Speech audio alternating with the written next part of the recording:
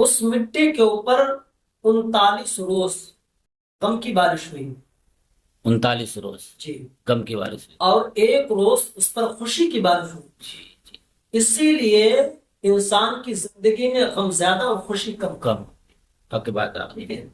اور جب حضرت آدم علیہ السلام کا مجسمہ تیار ہو گیا، السلام علیکم ورحمۃ اللہ وبرکاتہ۔ وعلیکم السلام ورحمۃ اللہ تعالی وبرکاتہ۔ حضرت، آپ سے میرا یہ سوال ہے کہ اللہ تبارک و تعالیٰ نے آدم علیہ السلام کو کیسے پیدا کیا؟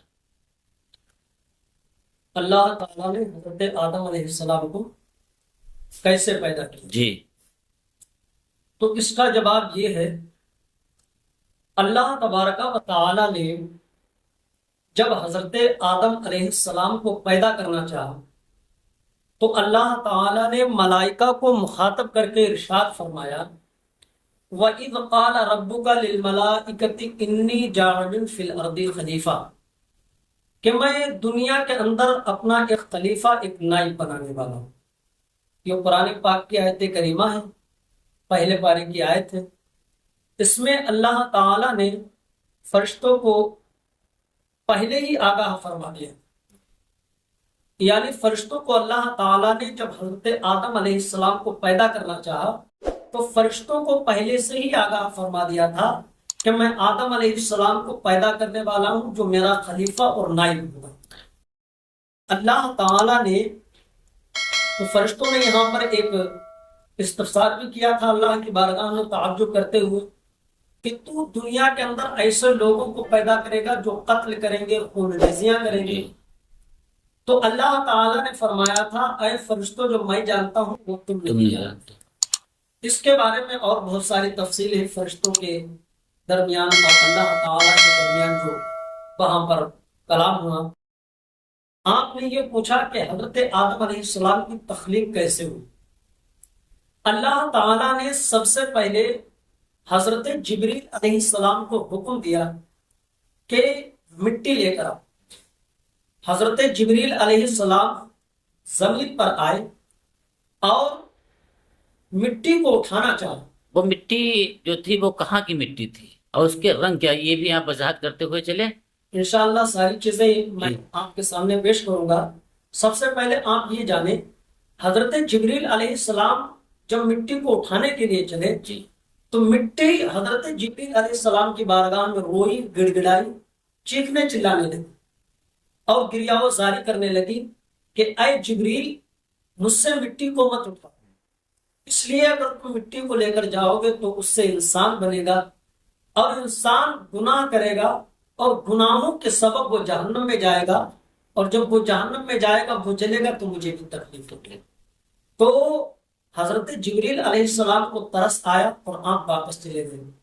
پھر حضرت اسرافیل علیہ السلام آئے، آپ کے سامنے بھی مٹی روئی، گڑ گڑائی، چیخی چلائی، گریہ وزاری کی، تو آپ کو بھی ترس آیا، آپ بھی واپس چلے گئے۔ حضرت میکائیل علیہ السلام آئے، آپ کے سامنے بھی یہی واقعہ پیش آیا، آپ بھی واپس چلے گئے، اور اللہ تعالیٰ کی بارگاہ میں ان تینوں حضرات نے سارا واقعہ ذکر فرما دیا۔ پھر اللہ تعالیٰ نے حضرت اسرائیل علیہ السلام کو بھیجا، جاؤ زمین سے مٹی لے کر آؤ۔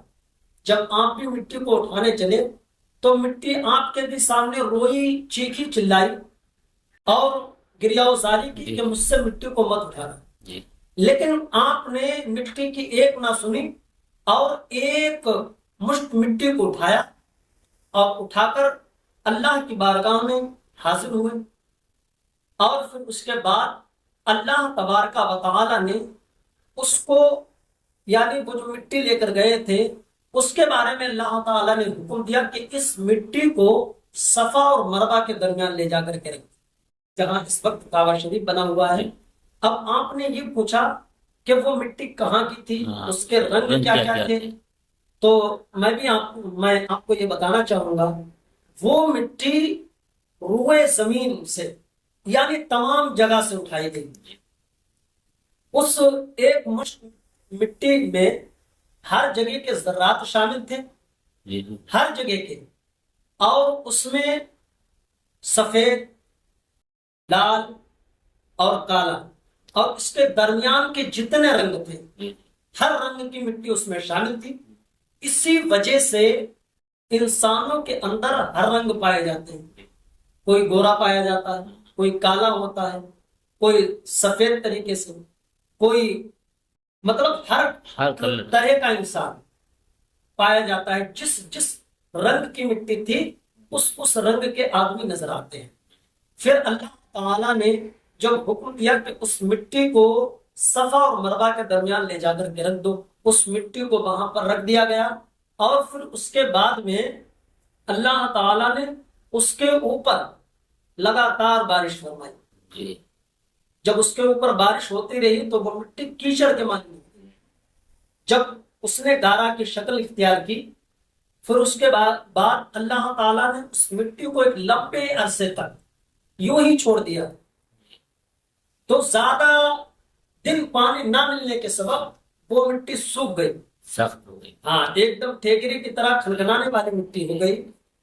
پھر اللہ تبارک و تعالیٰ نے اس مٹی سے حضرت آدم علیہ السلام کا قالب تیار، آپ کا جسم تیار کیا، اور وہ جو حضرت آدم علیہ السلام کا اس سے جسم تیار ہوا، پھر اس کے بعد میں آپ کو یہاں پر ایک بات اور بہت جی ضروری بتائیے۔ ہے جو ذکر کروں گا۔ اس مٹی کے اوپر 39 روز غم کی بارش ہوئی، 39 روز جی، غم کی بارش ہوئی۔ اور ایک روز اس پر خوشی کی بارش ہوئی۔ جی جی اسی لیے انسان کی زندگی میں غم زیادہ اور خوشی کم کم حق بات آپ نے۔ ٹھیک ہے۔ اور جب حضرت آدم علیہ السلام کا مجسمہ تیار ہو گیا، اللہ تعالیٰ نے روح کو حکم دیا کہ اس کے اندر داخل ہو۔ تو جب روح سر سے داخل ہوئی تو روح نے دیکھا کہ اندر تاریکی ہے، سختی ہے، سکتی ہے۔ تو وہ جیسے ہی اندر گئی فوراً واپس نکل آئی۔ جی جی تو حکم ہوا کیوں واپس چلی آئی؟ تو روح نے کہا کہ اس کے اندر تاریکی ہے، سختی ہے۔ تو اللہ تعالیٰ نے نور محمدی کو آپ کی پیشانی میں رکھ دیا۔ پھر اس کے بعد روح کو حکم ہوا کہ داخل ہو جائے، تو روح آنکھوں کے راستے سے داخل ہوئی۔ جی جی آنکھوں سے گئی۔ یعنی روح جب حضرت آدم علیہ السلام کے جسم کے اندر داخل ہوئی تو روح آنکھوں سے داخل ہوئی، جی جی آنکھوں سے داخل ہوئی، پھر اس کے بعد میں پورے سر میں جا کر کے پھیل گئی۔ پھر پورے سر میں پھیلی تو سب سے پہلے آپ کی آنکھیں کھلی اور آپ کو چھینک آئی، تو آپ نے اپنی زبان سے شکر الحمدللہ کہا، اور اللہ نے آپ کے جواب میں یا رحمت اللہ کہا۔ پھر اس کے بعد روح جو تھی وہ دھیرے دھیرے جسم کے نیچے اترنے لگی، تو سینے پر آئی، پھر اس کے بعد ہاتھوں تک پہنچی۔ تو حضرت آدم علیہ السلام اپنے جب ہاتھوں کو حرکت دی تو اٹھنا چاہے، جی تو حضرت آدم علیہ السلام جب اٹھنا چاہے اور روح ابھی بدن کے نیچے نہیں پہنچی تھی، تو جسم میں روح نیچے نہ پہنچنے کی وجہ سے آپ گر گئے۔ تو اللہ تعالیٰ نے ارشاد فرمایا بے شک انسان جلد باز، جی حق کہا۔ بے شک انسان جلد باز، جلد باز۔ اور جلد باز میں انسان جو ہے غلط قدم اٹھا۔ تو حضرت آدم علیہ السلام جب پورے جسم کے اندر روح پھیل گئی تو آپ کھڑے ہوئے، تو اللہ تعالیٰ نے سب سے پہلے آپ کو حکم دیا کہ فرشتوں کو سلام کرو۔ جی آپ نے سلام کیا فرشتوں کو۔ سلام کیا تھا؟ سلام یہی تھا السلام علیکم۔ جی تو فرشتوں نے اس کے جواب میں کہا تھا وعلیکم السلام۔ یہی سلام لوگوں کو ملا ہے کہ ایک دوسرے سے جو ملاقات کریں، سلام کا طریقہ یہ ہے جو حضرت آدم علیہ السلام نے فرشتوں سے کیا تھا اور فرشتوں نے حضرت آدم علیہ السلام سے کیا تھا۔ یہ سلام کا طریقہ انسانوں کو بھی ملا۔ پھر اس کے بعد اللہ تبارک و تعالیٰ نے فرشتوں کو حکم دیا کہ حضرت آدم علیہ السلام کو سجدہ کرو۔ تو یہاں پر میں ایک بات ذکر کر دینا چاہتا ہوں، ابھی جو میں نے آیت کریمہ ذکر کی تھی کہ فرشتوں نے کہا تھا اے پاک پروردگار عالم، کیا تو دنیا کے اندر ایسے لوگوں کو پیدا کرے گا جو قتل کریں گے، خون ریزی کریں گے، فساد کریں گے؟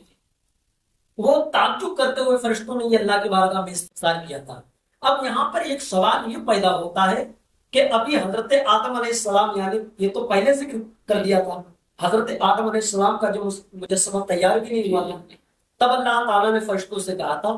تو سوال یہ ہے کہ فرشتوں کو کیسے معلوم چلا جی جی کہ جو آدم علیہ السلام کی اولادیں ہوگی وہ فتنہ و فساد میں جائیں؟ حق ہے، بہت اہم سوال ہے. اہم ہے سوال یہاں پر.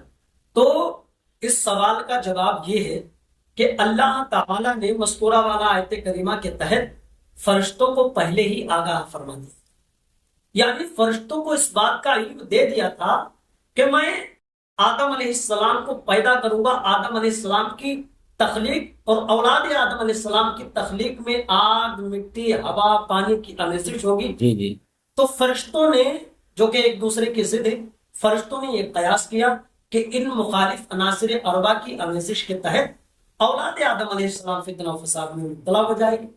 تو فرشتوں کو اللہ تعالیٰ نے یہ علم پہلے سے ہی دے رکھا تھا. دوسرا جواب یہ ہے کہ اللہ تعالیٰ نے، دوسرا جواب یہ ہے کہ فرشتوں کو اس بات کا الہام ہوا تھا.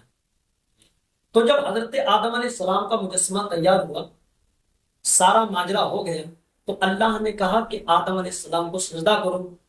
تو سارے فرشتوں نے آدم علیہ السلام کو سجدہ کیا، جی لیکن ابلیس نے سجدہ کر دیا تھا. ہاں اس نے انکار کیا.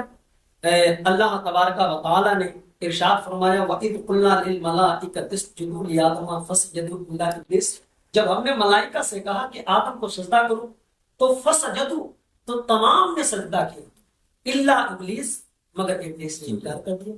ابا، انکار کیا، مستکبرا، اور تکبر کیا کہ میں آگ سے پیدا ہوں، یہ مٹی سے پیدا ہوں. وَكَانَ مِنَ الْكَافِرِينَ، اس کا یہ سوچنا تھا تو وہ کافروں میں سے.